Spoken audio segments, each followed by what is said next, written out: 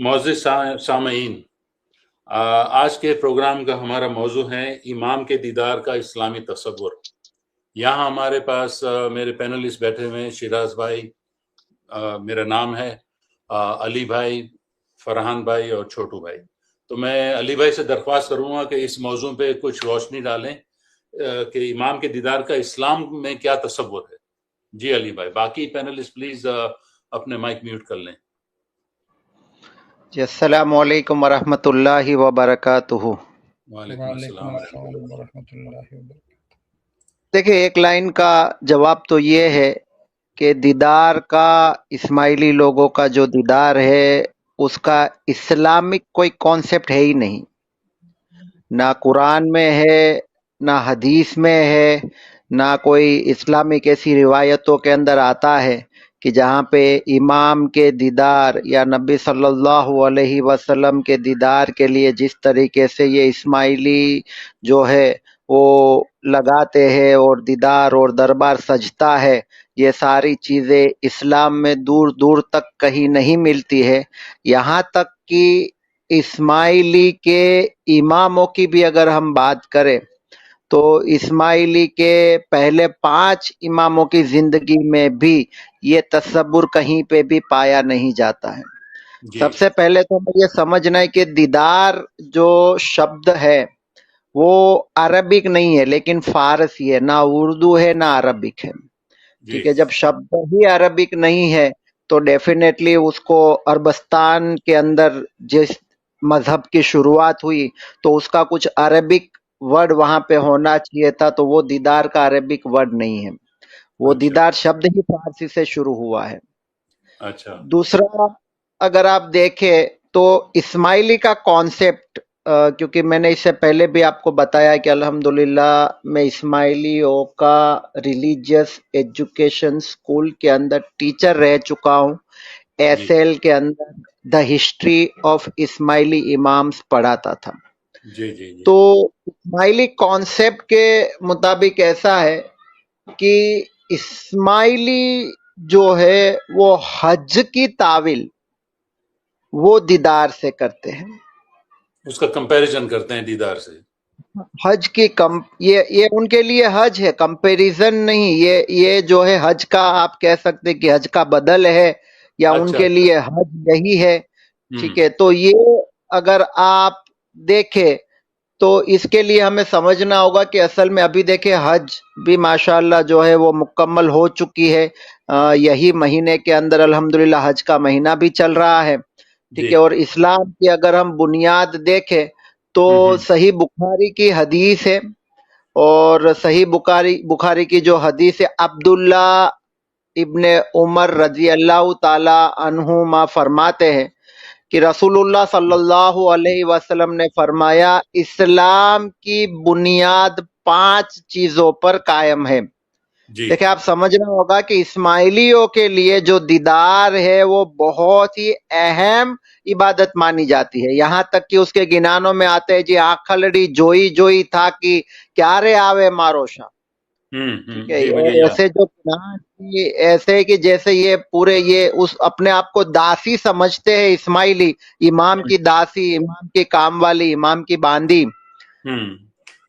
समझो कि तो ये जी जी हाँ, गुलाम, दासी, बांदी, ये सारी चीजें, ये जो आखलडी जोई जोई था कि अभी उतना टाइम नहीं है वरना मैं आपको उसकी पूरी तफसीर बताता था ये गिनान की फिर कभी। लेकिन ये जो गिनान है उसमें ये कहते हैं कि भाई हमारी सॉरी, हमारी आंखें जो है वो इमाम के दीदार के लिए तरस रही है। लेकिन यहाँ पे रसूलुल्लाह सल्लल्लाहु अलैहि वसल्लम फरमाते हैं, इस्लाम की बुनियाद 5 चीजों पर कायम है। इस बात की गवाही देना कि अल्लाह के अतिरिक्त कोई इबादत के लायक नहीं है और मोहम्मद सल्लल्लाहु अलैहि वसल्लम अल्लाह के रसूल है। नमाज कायम करना, ज़कात देना, हज करना और रमजान मास के रोजे रखना, ये इस्लाम की बहुत ही बुनियादी हदीस है। और अगर आप कोई भी इस्लाम का फिरका उठा ले, चाहे शिया में से उठाए या सुन्नी में से उठाए, और मैं तो यहाँ तक कहूंगा कि शिया के अंदर जो अपने आप को इस्माइली कहते हैं, जो दाऊदी बोहरा है, वो भी जी। हज और उम्रा करते अच्छा। जी। हैं। लेकिन उनके यहाँ एक वही तस्वुर वाहिद, है। जी, उनके यहाँ हज और हदीस उम्रा करते हैं। हज का वही तस्वुर है। माफी चाहता हूँ आपको इंटरप्ट करने की। इसी मौके पर जी, मुझे ये जो है ना हदीस जिब्रील याद आती है कि उस मौके पर आयत नाजिल हुई थी कि अल्लाह सुब्हान ताला ने दीन मुकम्मल कर दिया है, तो इसके बाद दीन में कोई तब्दीली कोई नहीं कर सकता। हाँ, अल यौमल अकमल तो वाली जो कुरान की आयत है, वो हज्जुल विदा के टाइम पे ये आयत नाजिल हुई थी। और ये हम्म। आयत का मोटा मोटा खुलासा ही है कि अल्लाह यहाँ पे कह रहा है कि हमने आपके दीन को मुकम्मल कर दिया है, और जी। हमने आपके दीन जो है वो दीन इस्लाम है, जिसको हमने पसंद फरमाया है। ठीक है, तो मुकम्मल का मतलब ही यही है।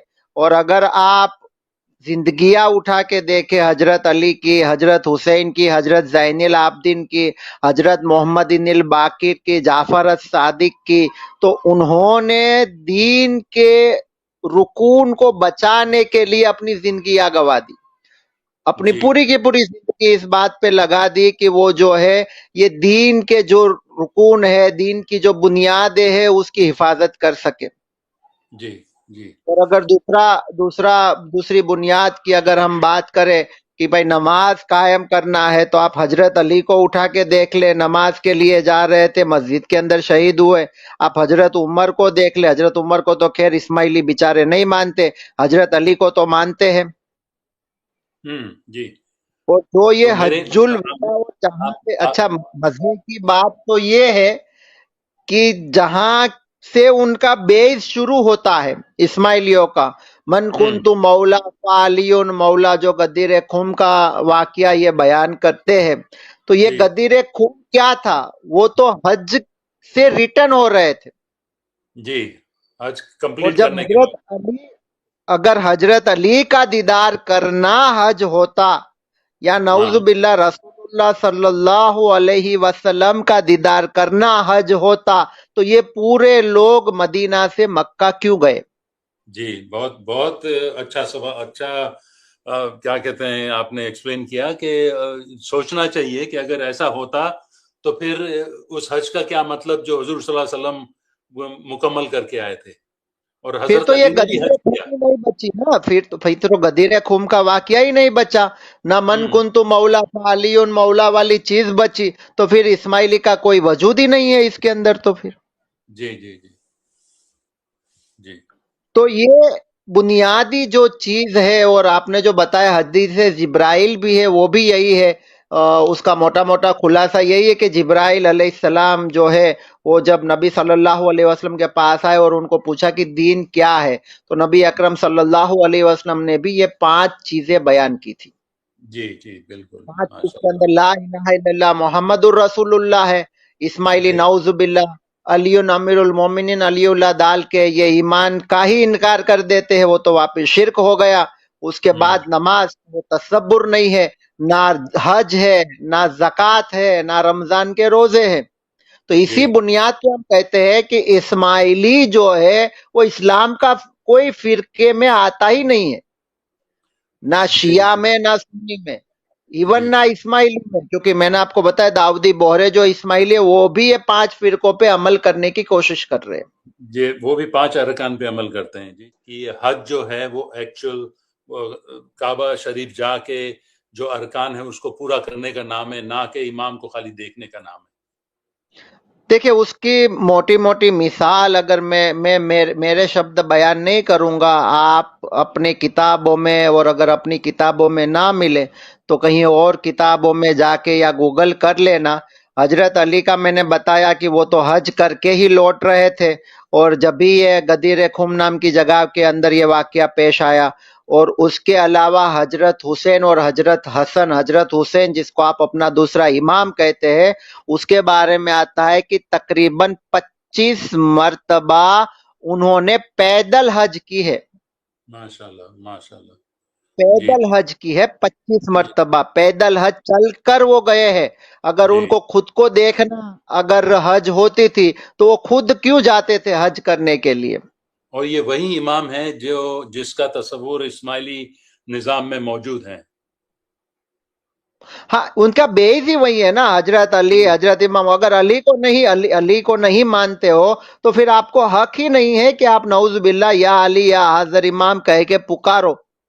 जी आप जी अली को तो बिल्कुल। अली की कौन सी बात ये मानते हैं, आप मुझे बताओ सिराज भाई, अली की कौन सी बात इस्माइली मानते हैं? हाँ सही बात है, अली अली अली को मानते मगर अली की नहीं मानते। अल्लाह को भी मानते मगर अल्लाह की नहीं मानते। तो देखो, अल्लाह को पूरी दुनिया मानती है। आज आप किसी को भी पूछो ना, कोई अगर आप हिंदू को भी पूछोगे ना कि भाई तुझे किसने पैदा किया, वो बोलेगा ईश्वर ने पैदा किया या हम्म। परमात्मा ने पैदा किया, तो उसका भी तसव्वुर अल्लाह की तरफ ही है। जी ठीक जी। है, लेकिन वो अल्लाह की नहीं मानता है। तो हम्म। अल्लाह की नहीं मानता, उस बेस पे हम कहते हैं कि भाई ये मुशरिक है।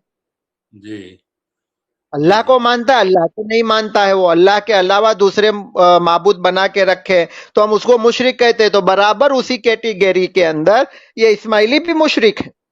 बिल्कुल, बस अल्लाह उनको हिदायत की और राह एक अता चीज मैं फरमाए। आपको और आगे बयान कर दूं, ये 5 चीजें इतनी इंपॉर्टेंट है सिराज भाई, इतनी इंपॉर्टेंट है कि अगर कोई मुसलमान हो, ये हम्म। समझने की बात है, अगर कोई मुसलमान नहीं, कोई भी इंसान ये 5 में से एक भी चीज का इनकार करता है, आप समझिएगा, 5 में जी से जी एक भी चीज का, समझिए, जी। हज का इनकार कर दिया और उसने बताया कि हज नहीं है, दीदार है, वो मुसलमान नहीं रहता है, वो काफिर है।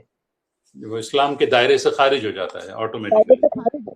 अच्छा, दूसरी चीज, अगर समझो इनकार नहीं कर रहा है और वो अच्छा। 5 में से ईमान तो फर्ज है, उसमें कोई कॉम्प्रोमाइज नहीं है, उसमें नौजुबिल्ला अली अमीरुल मोमिनीन अलीउल्लाह नहीं चलेगा, उसमें ला हम्म। इलाहा इल्लल्लाह मुहम्मदुर रसूलुल्लाह सल्लल्लाहु अलैहि वसल्लम ही चलेगा।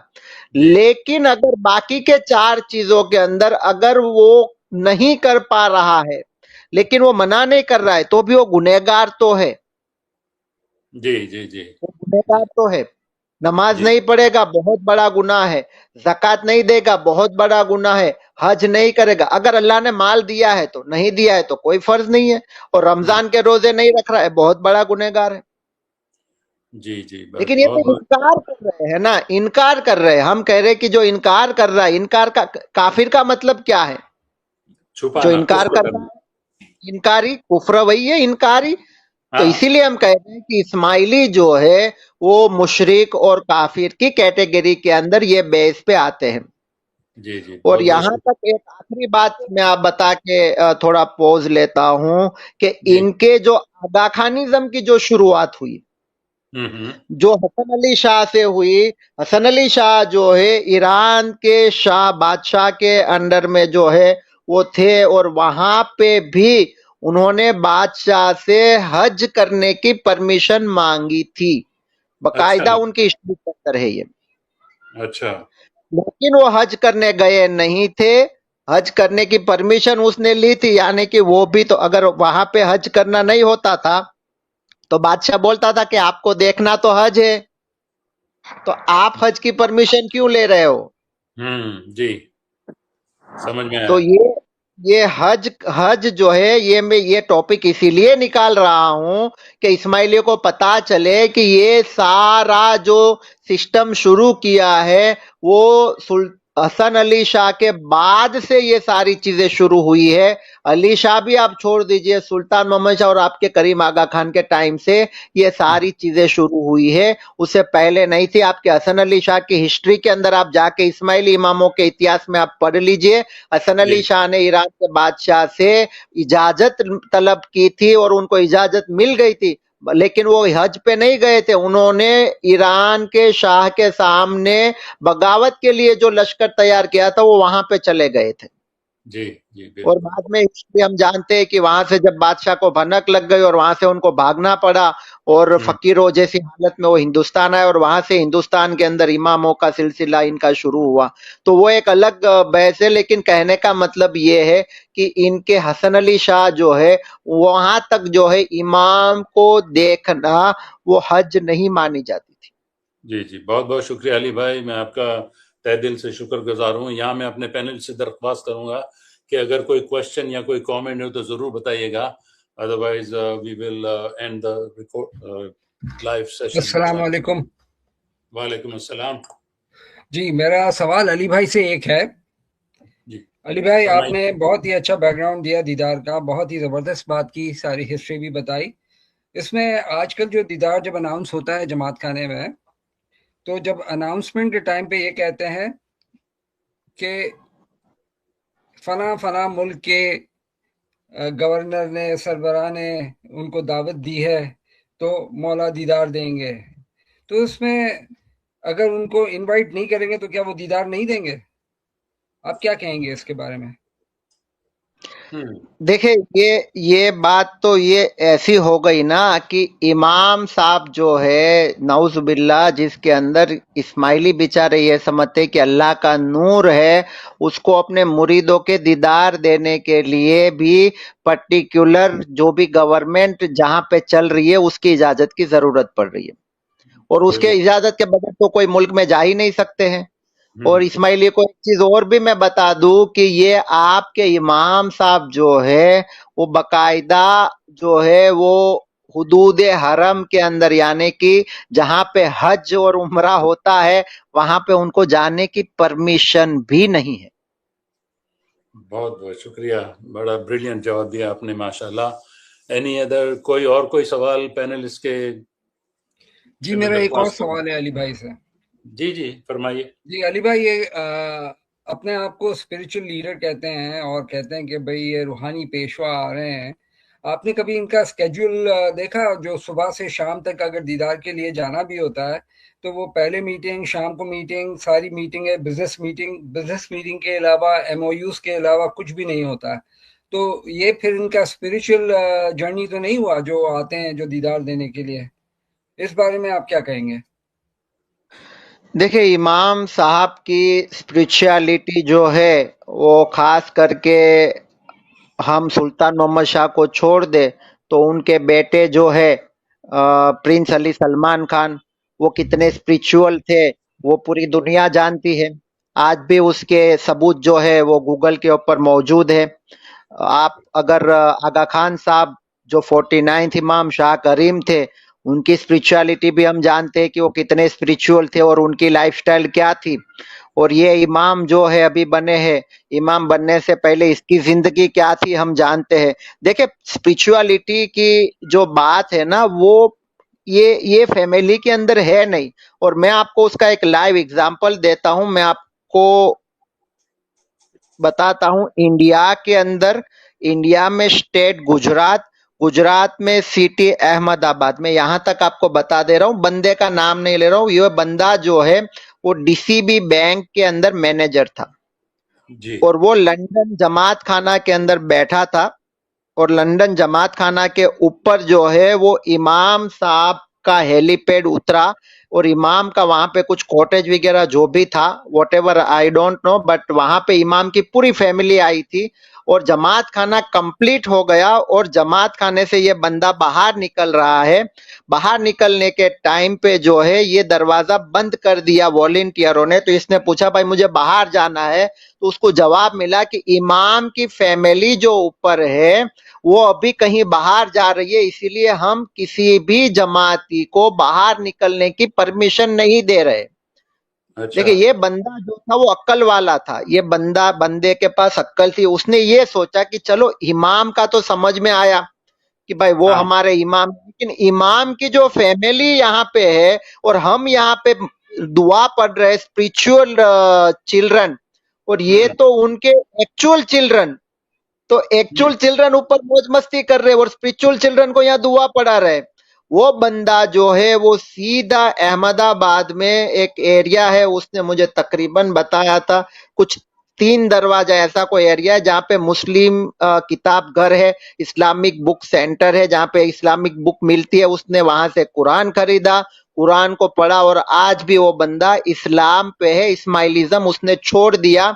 और उसने एक बहुत बड़ा लेटर लिखा, और जो है अल्लाह मुझे माफ करे, वो लेटर की एक कॉपी उसने मुझे भी भेजी है, लेकिन अच्छा। आज तक मैं वो उसको उसको मैं न्याय नहीं दे पाया। इंशाल्लाह कभी जो है अपने ही प्रोग्राम के अंदर जो है ना उसका वो लेटर की हम तफसीर करेंगे और वो लेटर एटलीस्ट पढ़ के ऑडियंस को सुनाएंगे कि उसके क्या क्या क्वेश्चंस है और क्या क्या उसने अपने दुख दर्द उसमें बयान किए हैं। और उसने बाकायदा पूरे काउंसिल्स के अंदर और हर जगह पे चेयरमैन को, प्रेसिडेंट्स को वो टाइम पे जो उसने लेटर्स भेजे थे। तो ये है इमाम और इमाम की फैमिली की स्पिरिचुअलिटी। ना दुआ पढ़ते हैं ना नमाज पढ़ते। नमाज के लिए आपने अगर देखा होगा तो जामा मस्जिद के अंदर जो है बाकायदा सुल्तान मोहम्मद शाह का फोटो है, वो जो है लेफ्ट हैंड पे राइट हैंड रखने की जगह पे राइट हैंड पे लेफ्ट हैंड रख के नमाज पढ़ रहा है। अगर जो जी बंदा डेली नमाज पढ़ता है तो उसको ये भी पता नहीं है कि हाथ कैसे रखा जाता है। जी जी जी। नहीं। और ये तो वायरल पिक्स है, उसमें तो कोई एडिटिंग कुछ है नहीं, ये तो आज भी मौजूद है।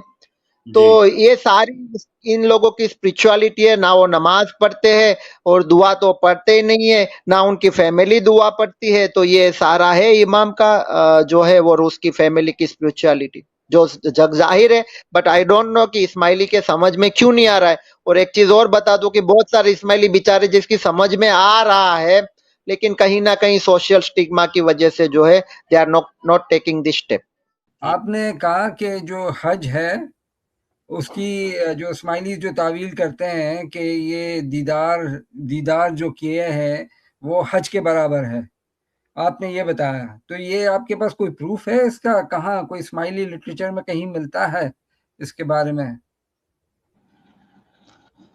जी देखिए, माशाल्लाह आपने बहुत ही अच्छा सवाल पूछा है।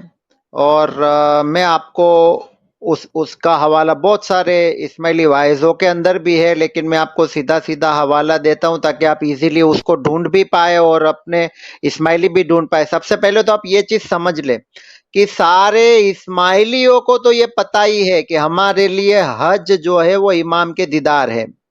ठीक है, मैं हवाला आपको दूंगा, लेकिन उससे पहले समझिए कि इस्माइलियों ने जो है नमाज की तावील दुआ से कर दी।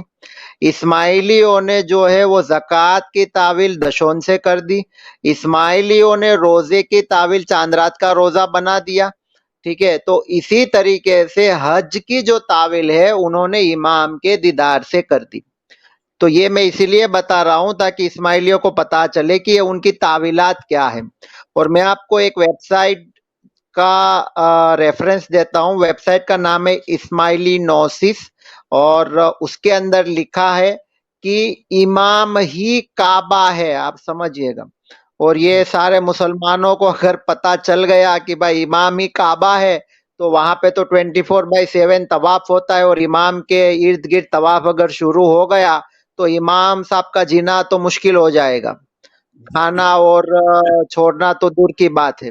जी ठीक जी है, लेकिन ये इनके अंदर जो आगे लिखते हो इस्माइली तावील के मुताबिक मक्का जो है वो भौतिक यानी फिजिकल काबा का एक सिंबल है, जबकि असली काबा टाइम ऑफ द इमाम होता है। ये मैं आपको इस्माइली नोसिस का हवाला दे रहा हूं।